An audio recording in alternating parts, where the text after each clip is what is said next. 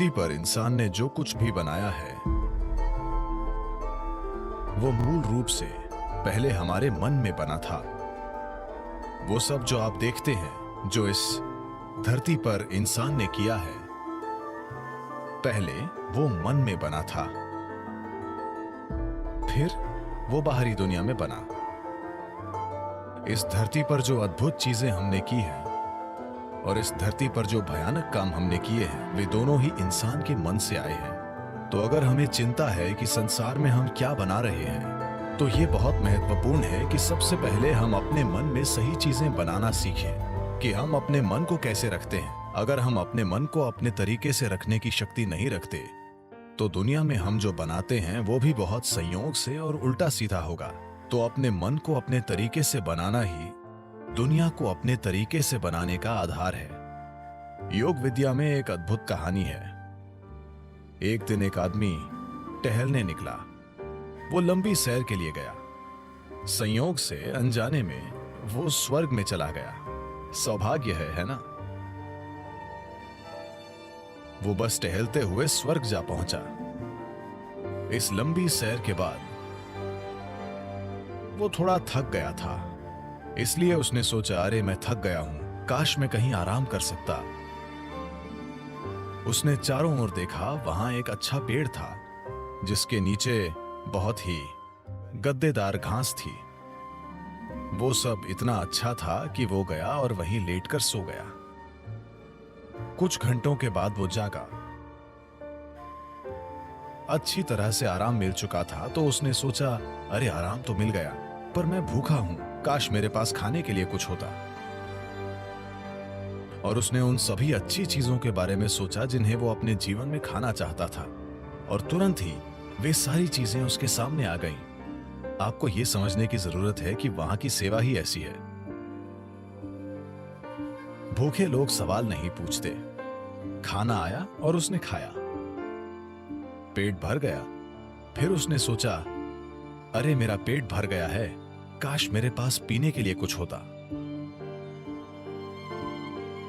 सभी अच्छी चीजें जो वो पीना चाहता था उसने उनके बारे में सोचा और वे सभी उसके सामने आ गए। पीने वाले भी सवाल नहीं पूछते, तो उसने पी लिया। अब थोड़ी शराब अंदर जाने के बाद, आपको पता है चार्ल्स डार्विन ने कहा था, आप सब बंदर थे, आपकी पूंछ गिर गई। मैंने नहीं, चार्ल्स डार्विन ने बताया कि आप सभी बंदर थे और आपकी पूंछ गिर गई और फिर आप इंसान बन गए। हाँ, पूंछ जरूर गिर गई, लेकिन बंदर जो मन स्थापित नहीं होता उसे योग विज्ञान में हमेशा मरकट कहते हैं, क्योंकि मरकट का मतलब बंदर होता है। हम मन को एक बंदर क्यों कह रहे हैं? एक बंदर में क्या गुण होते हैं? बंदर के बारे में एक बात यह है कि वो बेवजह हिलता डुलता रहता है। बंदर के बारे में एक और बात है, अगर मैं कहता हूं आप किसी को देखकर बंदर की तरह कर रहे हैं, इसका क्या मतलब है? नकल करने वाला। बंदर और नकल ये दोनों शब्द एक ही मतलब रखने लगे हैं। तो बंदर के ये दो बुनियादी गुण वाकई ऐसे मन के गुण भी हैं जो स्थापित नहीं है। गैर जरूरी हिलना डुलना आपको ये बंदर से सीखना जरूरी नहीं है, आप बंदर को ये सिखा सकते हैं। और नकल, मन हर पल नकल करता रहता है। तो जब ये दोनों गुण होते हैं तो एक मन को बंदर कहा जाता है। तो ये बंदर उसके अंदर सक्रिय हो गया। उसने इधर उधर देखा और सोचा, ये क्या हो रहा है? मैंने खाना मांगा, खाना आया। मैंने पीने के लिए मांगा, शराब आई। यहां चारों ओर भूत होंगे, और भूत आ गए। अरे भूत आ गए, वे मुझे घेरेंगे और मुझे यातना देंगे, उसने सोचा। तुरंत भूतों ने उसे घेर लिया और उसे मारने पीटने लगे। फिर वो दर्द से चीखने लगा और बोला, अरे वे मुझे मार देंगे, और वो मर गया। अभी उसने कहा था कि वो भाग्यशाली है। समस्या यह है कि वो कल्प वृक्ष के नीचे बैठा था। उसने खाना मांगा, खाना आ गया। उसने पीने के लिए कहा, शराब आई। उसने भूतों की बात की, भूत आए। उसने पिटाई मांगी, पिटाई मिली। और उसने मौत मांगी, वो मर गया। अब जंगल में इन कल्प वृक्षों की तलाश में मत जाना। इन दिनों मुश्किल से एक पेड़ दिखता है। एक अच्छे से स्थापित मन एक मन जो संयुक्ति की स्थिति में होता है उसे कल्प वृक्ष कहते हैं। अगर आप अपने मन को संगठन के एक निश्चित स्तर तक व्यवस्थित करते हैं तो ये पूरी प्रणाली को व्यवस्थित करता है। आपका शरीर, आपकी भावना, आपकी ऊर्जा, सब कुछ उसी दिशा में व्यवस्थित हो जाती है। जब आपके ये चारों आयाम, आपका भौतिक शरीर, आपका मन, आपकी भावना और मौलिक जीवन ऊर्जाएं एक दिशा में व्यवस्थित हो जाती हैं, जब आप ऐसे हो जाते हैं तो आप जो भी चाहते हैं वो वाकई छोटी उंगली उठाए बिना होता है। आपके काम करने से उसमें मदद मिलेगी, लेकिन कोई काम किए बिना भी आप वो बना सकते हैं जो आप चाहते हैं। अगर आप इन चार आयामों को एक दिशा में रखते हैं और कुछ समय तक उन्हें उसी दिशा में स्थिर रखते हैं। अभी आपके मन की समस्या है कि हर पल ये अपनी दिशा बदल रहा है। ये ऐसा है जैसे आप कहीं जाना चाहते हैं और हर 2 कदमों पर आप अपनी दिशा बदलते रहते हैं, तो आपका मंजिल तक पहुंचना बहुत मुश्किल है जब तक कि यह संयोग से न हो।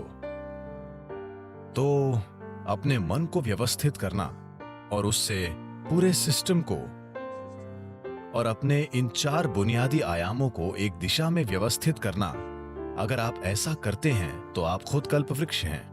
जो भी आप चाहते हैं वो होगा। पर अभी अगर आप अपने जीवन को देखें तो वो सब जिसकी आपने अब तक इच्छा की है, अगर वो हो जाए तो आप खत्म। वे चीजें और लोग जो आपने चाहे, अगर वो सब आज आपके घर में हों तो क्या आप जी पाएंगे? जब हम इस तरह समर्थ हो जाते हैं तो ये बहुत महत्वपूर्ण है कि हमारी शारीरिक क्रिया, भावनात्मक क्रिया, मानसिक क्रिया और ऊर्जा क्रियाएं नियंत्रित और ठीक दिशा में हों। अगर ऐसा नहीं है तो हम विनाशकारी, आत्मविनाशकारी बन जाते हैं। अभी यही हमारी समस्या है। जिस तकनीक को हमारे जीवन को सुंदर और आसान बनाना चाहिए वो सभी समस्याओं की जड़ बन गई है। हम अपने जीवन के आधार को नष्ट कर रहे हैं, जो कि धरती है।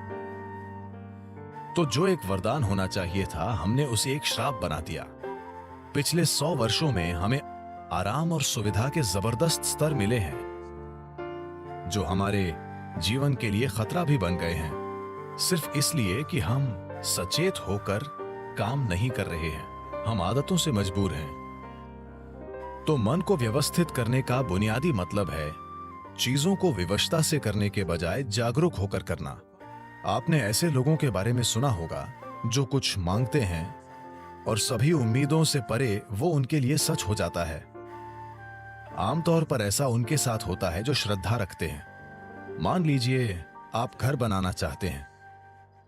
अगर आप सोचने लगेंगे, अरे मैं एक घर बनाना चाहता हूं, घर बनाने के लिए 50 लाख रुपए चाहिए, मेरी जेब में 50 रुपए हैं, नहीं होगा, नहीं होगा, संभव नहीं है। जैसे ही आप कहते हैं संभव नहीं है, आप ये भी कह रहे हैं कि मैं ये नहीं चाहता। तो एक स्तर पर आप इच्छा पैदा कर रहे हैं कि आप कुछ चाहते हैं, दूसरे स्तर पर आप कह रहे हैं मैं ये नहीं चाहता। तो इस संघर्ष में ये शायद न हो पाए। कोई इंसान जो किसी भगवान या मंदिर में या जिसमें भी श्रद्धा रखता है, जो सरल मन वाला है, श्रद्धा सिर्फ उन लोगों के लिए काम करती है जो सरल मन वाले हैं। सोचने वाले लोग जो बहुत अधिक सोचते हैं, उनके लिए ये कभी काम नहीं करती। एक छोटे बच्चे जैसा इंसान जिसे अपने ईश्वर या अपने मंदिर में या जिसमें भी एक सरल श्रद्धा है, वो मंदिर में जाकर कहता है, शिव जी मुझे एक घर चाहिए, मुझे नहीं पता कैसे, पर आपको ये करना होगा। अब उसके मन में कोई उल्टे विचार नहीं है, क्या ऐसा होगा, क्या ऐसा नहीं होगा, क्या यह संभव है, क्या यह संभव नहीं है। श्रद्धा के सरल काम द्वारा इन चीजों को पूरी तरह से हटा दिया जाता है। अब उसे श्रद्धा है कि शिव उसके लिए ये करेंगे और ऐसा होगा। तो क्या शिव खुद आकर आपका घर बनाएंगे? नहीं। मैं चाहता हूं कि आप समझें, ईश्वर आपके लिए छोटी उंगली भी नहीं उठाएंगे। जिसे आप ईश्वर कहते हैं वो सृष्टि का स्रोत है। एक निर्माता के रूप में उन्होंने जबरदस्त काम किया है, कोई प्रश्न नहीं है। आप इससे बेहतर सृष्टि सोच सकते हैं? अभी जो भी है उससे बेहतर सृष्टि की क्या कोई कल्पना कर सकता है? तो एक निर्माता के रूप में उन्होंने बेहतरीन काम किया है। पर अगर आप चाहते हैं कि जीवन आपके हिसाब से चले, क्योंकि अभी आपकी खुशी और आपकी खुशहाली की बुनियाद ये है, अगर आप दुखी हैं तो सिर्फ और सिर्फ इसलिए आप दुखी हैं कि जीवन वैसे नहीं चल रहा जैसे आप चाहते हैं। तो अगर जीवन आपके हिसाब से नहीं चलता तो आप दुखी होते हैं। अगर जीवन आपके हिसाब से चलता है तो आप खुश होते हैं। ये इतना सरल है। तो अगर जीवन को आपके हिसाब से चलना चाहिए तो सबसे पहले आप कैसे सोचते हैं, आपकी सोच में कितना फोकस है, आपके विचार में कितनी स्थिरता है और विचार प्रक्रिया में कितनी ऊर्जा है, इससे तय होगा कि क्या आपका विचार एक सच्चाई बनेगा या सिर्फ एक विचार रहेगा। ये इससे भी तय होगा कि आप उल्टे विचार बनाकर उस विचार के लिए रुकावट नहीं पैदा करते। क्या ये हो सकता है या नहीं, ये मानवता को नष्ट कर रहा है। क्या संभव है और क्या असंभव, ये देखना आपका नहीं, प्रकृति का काम है। आपका काम है मनचाही चीज पाने के लिए मेहनत करना। अभी आप यहाँ बैठे हैं। अगर मैं आपसे 2 सरल प्रश्न पूछूं, मैं चाहता हूं कि आप बस सुने और उत्तर दें। आप जहां बैठे हैं, क्या वहां से उड़ सकते हैं? आप कहेंगे नहीं। क्या आप यहां से उठकर चल सकते हैं? आप कहेंगे हाँ। इसका आधार क्या है कि आप उड़ने के लिए नहीं और चलने के लिए हाँ कहते हैं? आधार है जीवन का अनुभव। कई बार आप उठकर चले हैं, कभी उड़ान नहीं भरी। या दूसरे शब्दों में, आप जीवन के पिछले अनुभव को आधार बनाकर यह तय कर रहे हैं कि कुछ संभव है या नहीं। या दूसरे शब्दों में, आपने तय किया है कि अब तक जो नहीं हुआ वो भविष्य में आपके जीवन में नहीं हो सकता है। यह मानवता और मानवीय भावना का अपमान है। इस धरती पर जो अब तक नहीं हुआ वो कल हो सकता है। इंसान इसे कल एक सच्चाई बना सकते हैं। तो क्या संभव है और क्या असंभव, ये देखना आपका काम नहीं है, ये प्रकृति का काम है। प्रकृति तय करेगी। आप बस देखिए कि आप वाकई क्या चाहते हैं और उसके लिए मेहनत कीजिए। और अगर आपका विचार एक शक्तिशाली तरीके से तैयार होता है, बिना किसी उल्टे विचारों के, कोई ऐसे उल्टे विचार न हो जिनसे विचार प्रक्रिया की तीव्रता कम हो जाए। सबसे पहली और महत्वपूर्ण बात यह है कि आपको स्पष्ट पता होना चाहिए कि आप वाकई क्या चाहते हैं। अगर आप नहीं जानते कि आप क्या चाहते हैं, तो उसे बनाने का सवाल ही नहीं उठता। अगर आप ये देखें कि आप वाकई क्या चाहते हैं, तो हर इंसान यही चाहता है। वो खुशी से जीना चाहता है, वो शांति से जीना चाहता है, वो चाहता है कि उसके रिश्ते प्यार भरे हों। या दूसरे शब्दों में कहें तो कोई भी इंसान यही चाहता है कि वो अपने भीतर सुखी हो और उसके चारों ओर सुख हो। ये सुख अगर हमारे शरीर में होता है तो हम इसे सेहत या सुख कहते हैं। अगर ये हमारे मन में होता है तो हम इसे शांति और खुशी कहते हैं। अगर ये हमारी भावना में होता है तो हम प्यार और करुणा कहते हैं। अगर ये हमारी ऊर्जा में होता है तो हम इसे आनंद और परमानंद कहते हैं। यही एक इंसान की तलाश है। चाहे वो काम करने अपने ऑफिस जा रहा है, वो पैसा कमाना चाहता है, करियर बनाना चाहता है, परिवार बनाए, वो बार में बैठे या मंदिर में बैठे, वो तब भी उसी चीज की तलाश में है। भीतर सुख, चारों ओर सुख।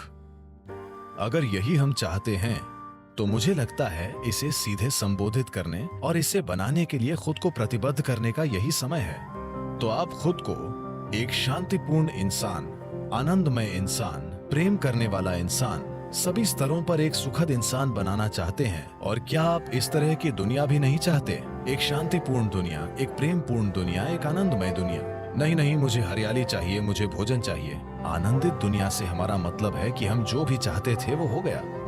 आप इसी की तलाश कर रहे हैं। तो आपको यही करने की जरूरत है कि अपने और अपने आसपास के लोगों के लिए एक शांतिपूर्ण, आनंदमय और प्रेमपूर्ण दुनिया बनाने के लिए प्रतिबद्ध हो जाएं। हर दिन सुबह अगर आप दिन की शुरुआत अपने मन में इस सरल सोच के साथ करें कि आज मैं जहां भी जाऊंगा एक शांतिपूर्ण, प्रेमपूर्ण और आनंदमय दुनिया बनाऊंगा। अगर आप दिन में 100 बार गिरते हैं तो क्या फर्क पड़ता है?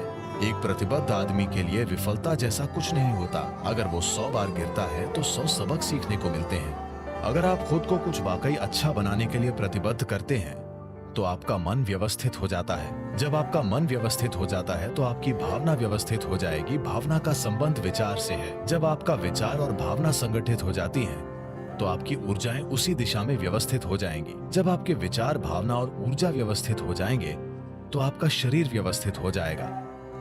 जब ये चारों एक दिशा में व्यवस्थित हो जाते हैं तो आप में मनचाही चीज बनाने और प्रकट करने की जबरदस्त क्षमता होगी। आप कई मायनों में ईश्वर होंगे। जो सृष्टि का स्रोत है वो आपके जीवन के हर पल में आपके अंदर काम कर रहा है। बात सिर्फ ये है, क्या आपने उस आयाम तक पहुंच बनाई है या नहीं? अपने जीवन के 4 मूल तत्वों को व्यवस्थित करके आपको वो पहुंच मिलेगी। ऐसा करने के लिए साधन और तकनीकें हैं। योग का पूरा विज्ञान, पूरी तकनीक जिसे हम योग कहते हैं, वो बस यही है, खुद को सृष्टि के एक टुकड़े से सृष्टा बनाना। ये मेरी इच्छा और मेरा आशीर्वाद है कि दुनिया में हर इंसान को अपने भीतर सृजन के स्रोत तक पहुंचो, ताकि वो रचनाकार की तरह यहाँ काम कर सके, न कि सिर्फ एक रचना के रूप में।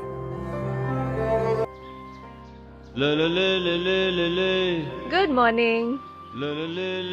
यार अगले 100 दिन तक गुड मॉर्निंग नहीं कहेंगे, safe soil. Safe soil. This very body is soil. My body, your body, everybody is just soil body.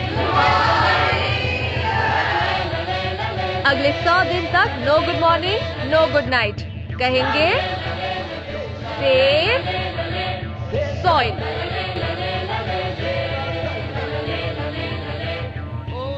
Good afternoon ma'am. Good afternoon mom. आज से 100 दिन तक नो गुड आफ्टरनून, सिर्फ कहेंगे सेफ सॉइल। Safe soil.